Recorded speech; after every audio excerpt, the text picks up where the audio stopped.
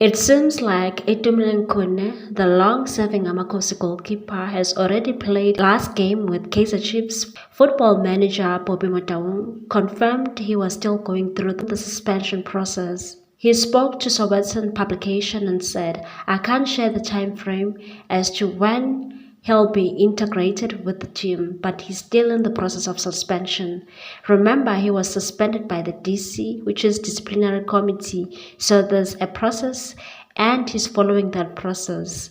The suspension may be expiring soon, but there are still processes to be followed before he forms part of the team again. When Amakhosi suspended and stripped Khune of his captaincy in early December, they made it clear that once he has completed the required programs and met the set expectations, he will be welcomed back in the team. Judging by Motaung's comment, Khune hasn't completed the required programs and his return has been delayed. Khune was advised to go to rehabilitation. Even the chief statement confirmed that Khune's ban implied that he must go for a rehab.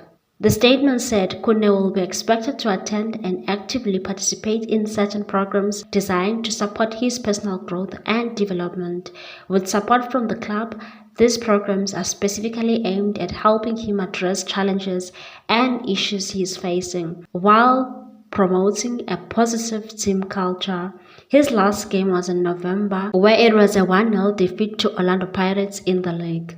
Khune was now doing wonders as an AFCON pundit at SABC, was suspended following several media reports that he arrived at Chiefs Naturena base for training while under the influence of alcohol. His contract with the team lapses at the end of the season, and the club has already confirmed that the current contract was his last as a player at Naturena. A Chiefs statement last June, after Khune signed a 1-year deal, stated that Chiefs' longest-serving player and club captain, Khune has been handed a new contract which will see him for Amakhosi for one final season, taking his professional career to 2 decades.